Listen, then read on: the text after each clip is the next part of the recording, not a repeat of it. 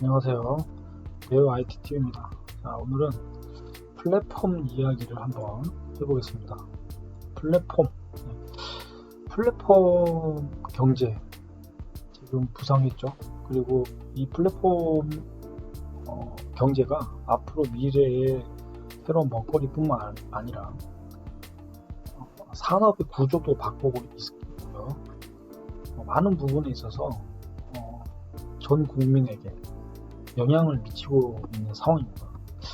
그래서 이 플랫폼이라는 것을 우리가 좀 잘 이해를 하고 이런 플랫폼이 현재 혁신과 어떤 독점 이 두 가지 양면성을 가지고 있는데 앞으로 어떻게 이 플랫폼이 이 사회를 선도하고 지배해 나가고 독점을 해서 발생할 수 있는 일들이 무엇이 있는지 이런 부분을 생각해 볼 필요가 있을 것 같습니다. 이 자료는 칼럼인데요. 김준엽 책임연구원님이 만든 보고서고요. 한번 들어가 보겠습니다. 일단 이 플랫폼이라는 게 무엇일까요? 이 플랫폼 경제라는 게 플랫폼을 보통 우리가 떠올리는 기차역의 어떤 플랫폼들을 생각해 볼 수가 있는데요. 이렇게 철로가 있고 역이 있죠. 이렇게 역이 있는데 이 역에 이제 기차들이 이렇게 기차가 오게 되죠. 그리고 여기서 사람들이 탑승을 하고 내리고 하는 거죠. 그래서 플랫폼이라는 거는 결국에는 물질적으로는 어떤 기체과 같은 이런 걸 떠올리시면 어떤 눈에 보이지 않는 어떤 소프트웨어 또는 경제적 관점에서 봤을 때 플랫폼이라는 것은 어떤 사람들을 모이게 하기 위한 어떤 수단 그리고 그러한 서비스들 이런 것들로 이해를 하시면 될 것 같습니다. 그래서 대표적으로 어떤 포털 서비스와 같은 네이버나 카카오 같은 이러한 서비스를 제공하는 업체들 플랫폼들을 이용을 하는데 대표적으로 이제 우리가 이제 메신저 서비스로 카카오톡 같은 그런 서비스를 이해하시면 됩니다. 카카오톡 같은 서비스는 이제는 전 국민이 이용하는 필수적인 앱이 돼버렸죠. 결국 그러한 그 플랫폼 역할을 하는 거죠. 그래서 많은 사람들이 이 서비스를 이용하면서 그 서비스를 통해서 많은 인간관계 활동을 및 경제활동까지 하게 되는 거죠. 그래서 이 안에서 이 플랫폼이라는 공간 안에서 많은 어떤 경제적인 활동들을 일어나게끔 만들어주는 그러한 형태의 서비스들 이런 것들은 이제 플랫폼, 디지털 플랫폼이라고도 하고요. 디지털 플랫폼 경제라고 이야기도 합니다. 그래서 이러한 그 플랫폼, 디지털 플랫폼이 전 세계적으로 가장 매출의 상위 선도 기업으로 지금 이미 올라섰고요. 이러한 게 지금 60조 달러, 2025년경이 약 60조 달러로 성장을 할 것이다. 이렇게 예상을 하고 있습니다. 무려 7경 2천조 원에 달하고요. 이런 전체 글로벌 기업 매출의 한 30%가 이 플랫폼 비즈니스로 이루어진다고 전망을 하고 있습니다. 그래서 결국 이 디지털 플랫폼이라는 게 결국은 이 기존 전통적인 어떤 경제 패러다임을 이제 이 플랫폼 기반으로 이 전환을 하고 있다. 그러한 상황이다. 라고 말할 수가 있겠고요. 이러한 디지털 경제는 결국 이 디지털 무역으로도 좀 나타나고 있는데 이러한 전 세계의 어떤 무역량이 이 디지털 무역이 약 3에서 6%에 이른다고 지금 예측을 하고 있고요. 이러한 디지털 서비스들은요 연평균 약 7%씩 성장을 하고 있습니다. 그래서 이렇게 디지털 서비스가 이렇게 급성장을 하면서 이제는 이 디지털 무역이라는 용어로 이제는 표현을 하고 있고요. 코로나 사태 이후로 더 많은 성장을 하게 됐죠. 결국 이 디지털 경제는 이 디지털 플랫폼 경쟁이라고 말할 수가 있겠고요. 이러한 것들은 이 산업 혹은 산업의 경계를 넘나드는 어떤 생태계 차원의 경쟁이다. 이렇게도 이해되고요. 그리고 이 중요한 거는 이제 이 선발자, 이 플랫폼 최초로 만든 선발자가 주로 독점을 하게 됩니다. 그래서 이 데이터, 결국은 이 디지털 경제는 디지털 경제로 발생되는 것은 전부 이 데이터이기 때문에 이 데이터가 결국은 자원, 경쟁, 하나의 경쟁 제품이 되기도 하고 중요한 수단이 되는 거죠. 그래서 이 데이터의 축적과 연결을 통해서 결국 새로운 가치를 만들어내고 있고요. 이러한 것들은 기존 산업의 경계를 또는 허물거나 새로운 산업을 또 만들어내기도 합니다. 그래서 이 데이터 주권이 이제는 안보 차원의 이슈가 됐다라고도 현재 이제 이야기가 되고 있고요. 결국 이 글로벌 이 플랫폼 생태계까지 만들어졌는데 이제 이러한 생태계에는 이제는 이 독점으로 인해서 미국에서는 반독점 규제, 유럽에서는 어떤 공정 거래, 중국은 데이터 안보라는 그러한 이슈로 이제 상하고 경쟁하면서 충돌하는 그러한 상황이 지금 발생을 한 것입니다. 우리나라는 이 디지털 시장법을 이제 만들겠다라고 지금 이야기가 나와 있고요. 또 이 경쟁법 집행을 이제 강화하려는 그런 추세로 나가고 있고요.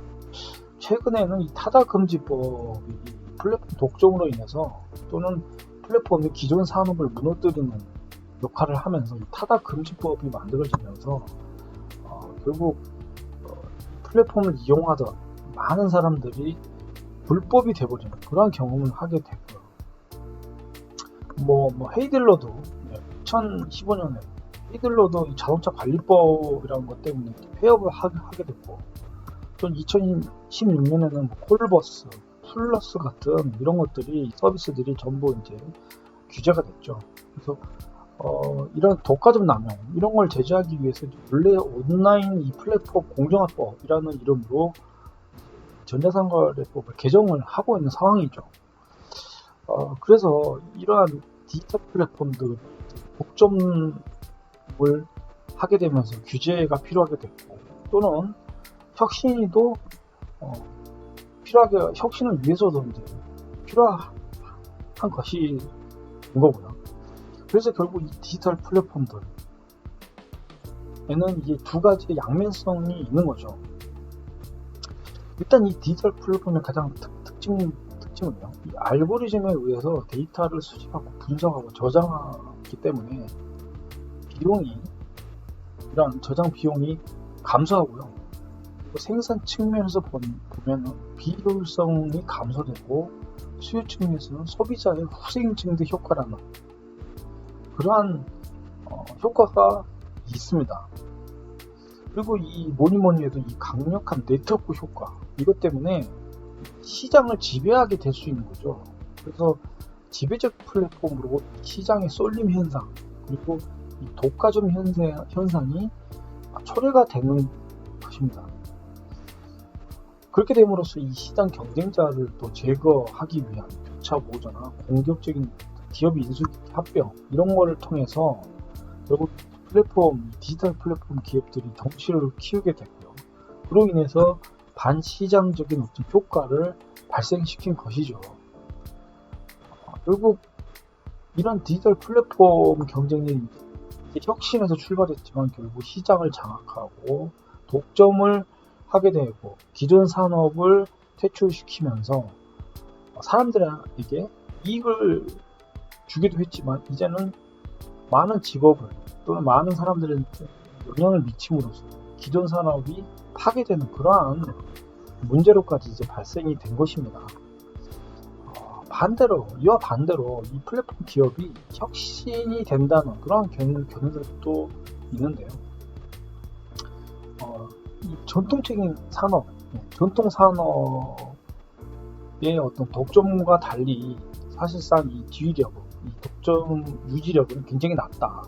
그리고 이런 글로벌 기업과 경쟁하거나 막대한 어떤 투자를 단행하기 위해서 결국에는 독점 플랫폼 기업은 필요하다, 불가피하다, 이러한 견해도 있습니다.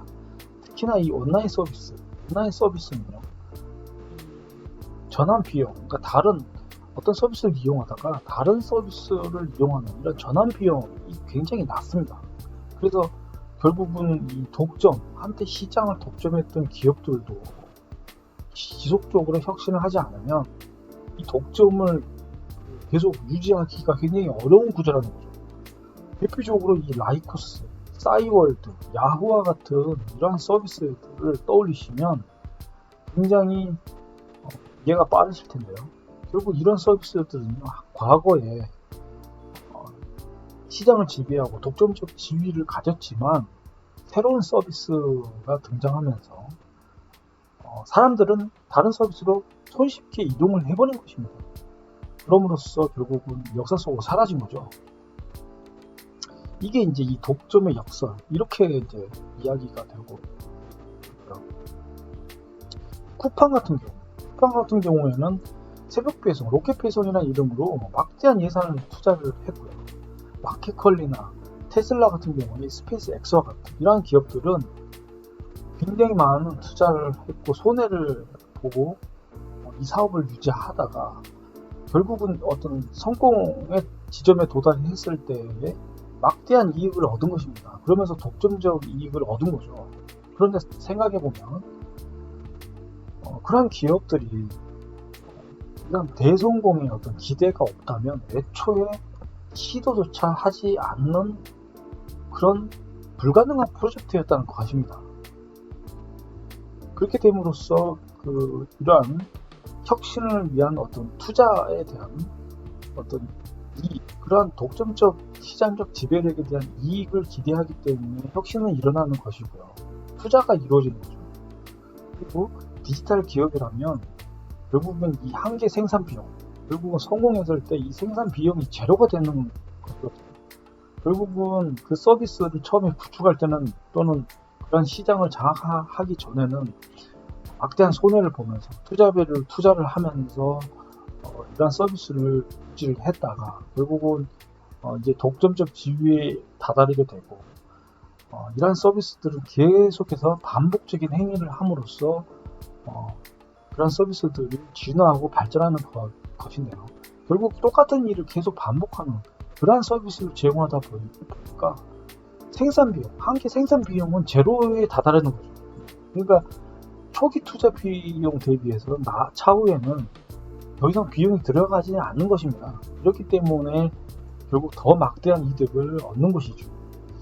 결국 이러한 이득 때문에 소비자한테는 소비자 후생이라고 해서 많은 소비자들에게도 많은 이득이 될 수도 있는 거죠. 이러한 비용들이 한계 생산 비용이 적기 때문에. 그래서 소비자들은 또 저렴하게 그런 서비스를 통해서 편리하게 이용할 수 있는 장점도 있는 것입니다.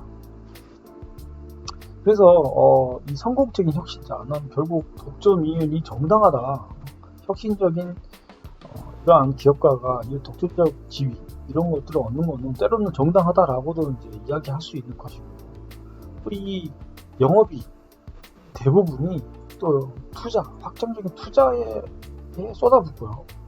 장기 성장을 또 계속해서 추구하기 때문에 결국에는 이런 이윤들은 결국 사회에 재투자되고 또 고용을 하고 이렇기 때문에 이런 독점적 이유는 어찌 보면 또 정당하다, 이렇게 또 주장을 하는 거죠. 아마존이 대표적입니다. 그래서 아마존 매출액을 보면 초기에는 계속 성장 없이 계속 마이너스, 그러니까 아무런 이득이 없이 있다가 폭발적으로 이렇게 성장을 해서 시장을 지배한 이후에는 그러한 매출의 이익을 끊임없이 투자를 해서 더 성장을 하고, 그러한 이제 일을 벌이고 있는 거죠.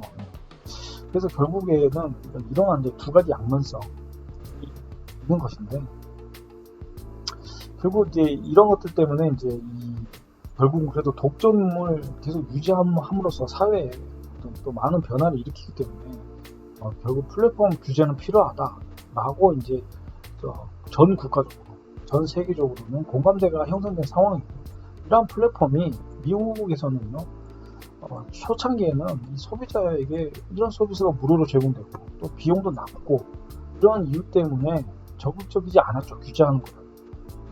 하지만 이런 기업들이 수량과 적자를 보면서 가격을 올리지 않고 시장 점유율을 계속 끌어올리면서 결국 나중에는 이제 독점을 하게 되면서 결국 규제를 할 수밖에 없는 상황이 됐고, 아마존 같은 경우에는 소비자가 싼 가격에 물건을 구매할 수 있기 때문에 소비자 효용 측면에서는 굉장히 좋았고요. 그런데 이게 이제 독점이 됐지만 독점한 이후에도 비싼 가격을 요구하지 않았습니다. 그래서 미국은 이렇게 아마존에 대해서 이런 규제를 하는 거를 그렇게 뭐 적극적이지 않은 거였죠. 네. 그래서 소비자에게 싸게 판 대신 자신과 계약한 생산자와 노동자에게 이 비용을 전가해서 결국은 점유율을 높아지고 경쟁업체가 쉽게 진입할 수 없게끔 돼서 독점적 지위를 가지고 난 이후에는 이제 수수료를 받기 시작한 거죠. 그러면서 이제는 플랫폼 기업이 불을 독식하고 불평등이 심화됐기 때문에, 또는 이로 인해서 정치 사회적인 불안도 야기될 수 있기 때문에 이제는 규제를 해야 된다, 이렇게 된 것입니다. 미국 법무부는요, 구글과 애플이 담합해서 결국 검색 서비스 질이 떨어졌다, 그리고 이 소비자의 선택권도 줄었다 하고 조사를 또 했고요. 또 구글의 트래픽의 거의 절반이 애플 기기에서도 나온다고 해서 애플이 또 이렇게 구글 엔진의 사용 대가로 또 이렇게 비용을 지불했다, 이런 얘기도 합니다. 중국 같은 경우에는요, 사실은 이 당의 지원 없이 성장할 수 없는 기업들이 대부분인데, 이 당의 영향력 아래에 두고 통제하는 모델입니다. 그러면서 이제 이 바이두, 알리바바, 텐센트와 같은 이런 빅테크 기업을 성장시켰는데, 결국 중국도 자국의 플랫폼 기업을 규제를 하기 시작했습니다. 바로 이 공동부유라는 그러니까 부의 불평등이 너무 심화된 거죠. 그래서 이제 이런 벌금, 50만 위안의 벌금도 부과를 했고요. 또 알리바바에는 반독점법 위반했다고 또 3조 원의 벌금도 부과를 했고요. 그리고 이 사회주의 시장경제, 이걸 완성하기 위해서 이 공동부유라는 거를 이러한 공동부유를 더 중요시하게 되면서 플랫폼 기업을 이제 규제를 하기 시작했고요. 유럽도 마찬가지죠. 유럽도 이런 반독점, 이 독점을 해서는 안 된다. 디지털 플랫폼에 대한 어떤 주권이라는 개념으로 유럽도 과징금 이런 걸 부과하고요. 반독점법 위반으로 혐의로 또 이제 제소도 하고. 유럽이 이런 이유는요, 사실상 유럽 시장에 그런 독점적 지위를 누릴 만한 그런 강력한 빅테크 기업이 없기 때문이죠. 그리고 대부분 미국이 이런 유럽 시장을 대부분 장악을 했고요. 이런 시장 장악력이 매우 높은 상황이기 때문에 유럽도 결국 이에 대해서 견제를 하고자 하는 그러한 차원에서 규제를 한다고 이해하시면 되겠습니다. 그래서 중국은 아시아 쪽에 대표 플랫폼 기업을 다 확보를 했고요. 유럽은 자기네들의 플랫폼 기업은 매우 약한 그런 상황인 거죠. 이런 디지털 플랫폼들의 영향에 대해서 각 나라별로 사실상 처한 입장은 굉장히 다릅니다. 미국은 경제 집중에 대한 우려, 소비자 후생에 초점이 맞춰져 있다면 중국은 공정거래, 또 자국 시장 보호, 또는 안보 차원에서 이제 이 플랫폼 기업을 다루거나 규제하고 있고, 유럽은 데이터, 주권이라든가 이런 디지털 플랫폼의 종속성에 대한 이런 경계, 이런 것들 때문에 독과점 방지를 위해서 제재를 하고 있는 그런 분위기다라고 이제 정리가 할 수 있겠고요. 우리나라 같은 경우에는 사실 좀 다릅니다. 중국처럼 뭐 정부주도형, 통제형으로 사실 할 수 없고요. 이러한 미국처럼 거대 플랫폼이 자리 잡고 있는 이러한 개방형 형태의 이런 모델도 하기 힘들고요. 우리나라 같은 경우는 몇 가지 고려할 점들이 자사 우대행 이걸 고려해야 돼요. 사업자가 자신의 유리한 위치를 악용해서 경쟁을 왜곡하는 것입니다. 그래서 이런 온라인 플랫폼 기업들이 결국 중소상공 소비자를 상대로 불공정 거래를 강요하는 그런 행위들이 벌어지고 있는 거죠. 그래서 거기에 대해서 이제 제재를 하겠다는 것이고요.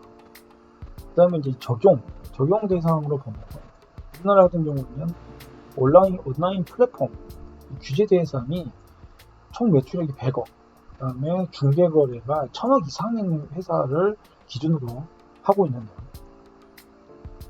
이렇게 막 궤도에 오른 이런 기업들까지 이번 법원에 이런 그 법안에 이 적용 대상이 된다면 굉장히 이제 혁신에 불리하고 이런 기업들의 성장에도 안 좋겠죠.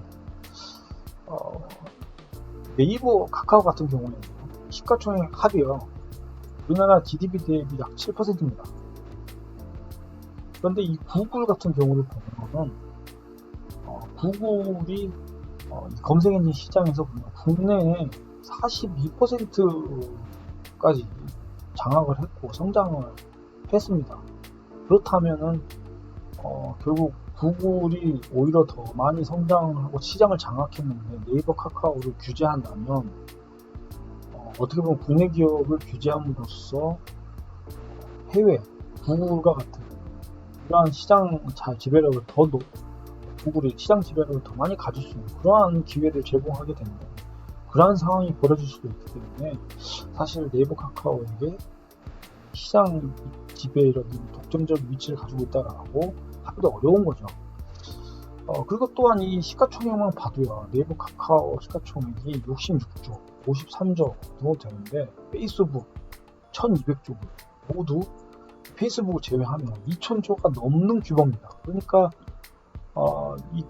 결국 글로벌 빅테크에 비하면 우리나라 기업은 사실 경쟁력이 굉장히 낮다 이렇게 봐야 될 것 같고요.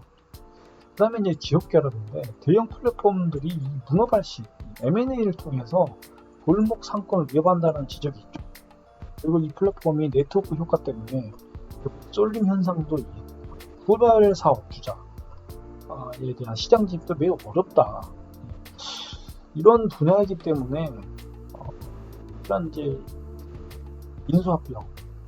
인수합병이 굉장히 이제 규제를 하는 겁니다. 인수합병이 이제 굉장히 어려워지는 그러한 상황으로 이제 가는 거고요. 결국에는 이 스타트업이 결국에는 인수합병을 통해서 성장하는 것이거든요. 그래서 이런 투자가 사실 GDP 대비 0.2%밖에 안 되는데 중국이나 미국에 비해서 굉장히 낮은 수준이고요. 스타트업에 있어서는 이런 엑시트 같은 투자금 회수 이런 걸 통해서 재창업, 재투자를 해야 되거든요. 그러니까 인수합병을 통해서 투자금을 회수해야 되는 거죠. 그래서 창업, 성장, 회수 이 선순환이 이루어져야 결국에는 국내에 이러한 빅테크 기업이 만들어질 환경이 만들어지는 것입니다. 결국 이런 규제가 과도하면 이런 빅테크 기업을 만들어지지 않고 외국의 플랫폼 기업에 종속되는 그런 문제가 발생할 수 있는 거죠. 그래서 결국 이 플랫폼 독점이라는 거는 부정과 긍정 두 가지의 나름의 이유가 다 존재하고요. 또 각자가 처한 기술 역량과 시장 상황에 따라서 다르게 대응해야 된다는 것입니다. 그래서 미국 같은 경우는 정리하자면 이 독점에 따른 경제력 집중, 소비자 후생에 사실 강경한 입장이고 중국은 자국의 시장 보유, 통치 권력을 강화하게 되는 안보적 입장이 더 중요하고 유럽은 공정거래 환경, 여기에 초점을 맞추고 있고 디지털 플랫폼 종속을 경계하는 분위기고, 국내는 이제 이러한 온라인 뭐 플랫폼 공정화, 전자상거래법 이런 것들에 대한 입법들이 추진되고 있는데, 본질적으로 우리도 이 플랫폼 거버넌스, 공정거래, 그리고 글로벌 경영 강화, 이 두 가지를 다 해결해야 된다는 거죠. 그렇다면 어떻게 해야 될까요? 절충안을 찾아야겠죠. 신생 플랫폼 육성을 해야 되고요. 결국 규제 대상이 되는 기업의 범위를 좀 좁히고, 그리고 이 거대 플랫폼의 경우에는 이 글로벌 플랫폼과 비교해서 규모가 아직까지는 작기 때문에 공정거래 차원에서만 어떤 규제를 해야 되지 않는가. 그래서 이 공정거래 환경을 우리가 조성한다는 것, 이 부분에 더 많은 초점을 맞춰가지고 국내 기업의 경쟁력을 높이고 과도한 플랫폼 기업을 제재를 하지 않아야 된다는 거죠. 그래서 굉장히 이 부분이 중요한데, 우리 정치인들은 과연 어떠한 생각을 가지고 있는지 궁금하고요. 우리나라에는 특히 이 노조와 또는 이익단체의 힘이 국회의원들에게 너무 많은 영향을 미치고 있기 때문에 결국 이 플랫폼 기업을 규제하는 쪽으로 굉장히 많이 가는 것 같은 분위기입니다. 하지만 결국에는 4차 산업혁명, 그리고 이 거대 플랫폼 기업이 세상을 지배하는 시대가 오고 있는데, 이 플랫폼 기업을 육성하지 않는다면 결국 미국이나 중국이나 이러한 거대 플랫폼 기업에 결국은 우리가 종속되고, 기존의 우리의 플랫폼 기업들이 사라지면서 국가 경쟁력마저 떨어지는 그러한 문제가 생기지 않을까, 굉장히 우려가 되는 거죠. 오늘은 여기까지 하겠습니다. 시청해주셔서 감사합니다.